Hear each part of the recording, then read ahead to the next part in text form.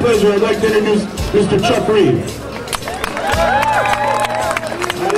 It's wonderful to be here today, truly wonderful. I've been to almost every hash bash since the very first one long ago. I have a prepared speech here today. I'd like you to tolerate that for about 5 minutes. It's real serious to me, my 5 minutes, when I get up here and get the chance to talk to you.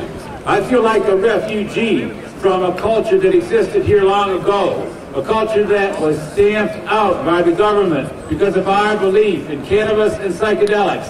Cannabis and psychedelics were a critical part of our new culture, absolutely critical and necessary to save this world, a central part of the new age breakthrough that could have saved this planet. Since then, I taught kindergarten for 33 years. I've been elected 5 times to local government.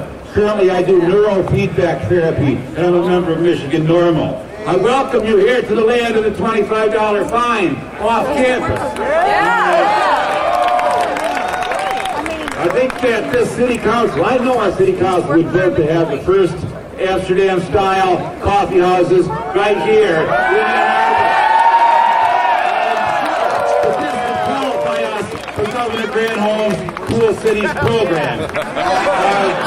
But the outrage continues, the absolute spellbinding outrage of the fact that 820,000 of our brothers and sisters were arrested last year. Every 38 seconds, one of us goes down. One of us goes down to anti-American pigs. It is culture war and racism. Culture war and racism is the reason for the drug war and the prohibition of cannabis. We know there is no legitimate or constitutional reason that an American could possibly be arrested for a plant. How completely absurd. Americans have liberty and justice and God-given individual rights. Colonial Americans could be punished for not growing cannabis. But during the 20th century, our wonder weed got tangled up in this culture war, and it was demonized. It was renamed marijuana, and it was entangled with this racism and culture war. By the time Genesis was written in the Bible, this culture war was obviously in full swing. You remember the forbidden fruit. They could not touch that forbidden fruit, but when they ate it, it was great. They loved it, but their punishment was horrible, wasn't it? And this reminds me of our government, our American government, that tells us that cannabis is bad for us. And then we try it, and we find out it is so much fun. So much fun. There is this original sin in this world. The real original sin in this world is when you try to keep human beings from using plants for spiritual needs. That's sin. That's the original sin that the Bible should have started with. The drug war we have, and I'm almost done. You know, the drug war is the American Inquisition. It violates the basic American values. It has to be stopped. A real American does not destroy thousands, millions of people's lives for a culture war.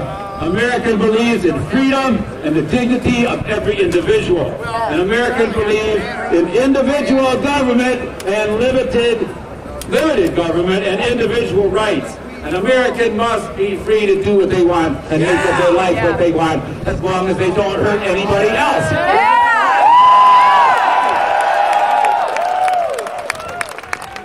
Americans who demand to control their own consciousness, and that is us, folks, are the last minority in the long journey toward freedom in America, who can be hunted down for who we are, who have no civil liberties, no basic human rights.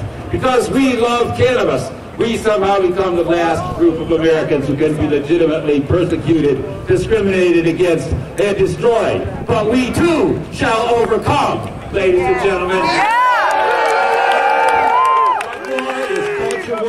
It is a dark and brutal way that modern America institutionalizes modern racism and culture and class war. When I was young, we talked about Russian prisons, giant Russian gulags, and how that was so bad, and about Chinese prison labor, and that was so bad. But now America loves prison labor more than anyone else, and we have the most huge system of prisons ever constructed on the face of the earth. We have won medical marijuana in Michigan. We will win taxation and regulation in Michigan.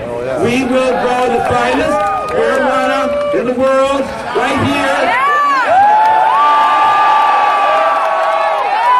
This will support our economy and bring jobs and opportunity to Michigan. And the growing of industrial hemp will also bring jobs and opportunity to our great state. I sing praise for Holy Ganja and all of her children. I sing praise to whatever God it was that brought the sacred and the mighty cannabis plant to this earth to help us find a path back to a sustainable Garden of Eden, where there will be many wonderful forbidden fruits to help guide us toward a higher level of consciousness and civilization. Fight back! Join Michigan NORML.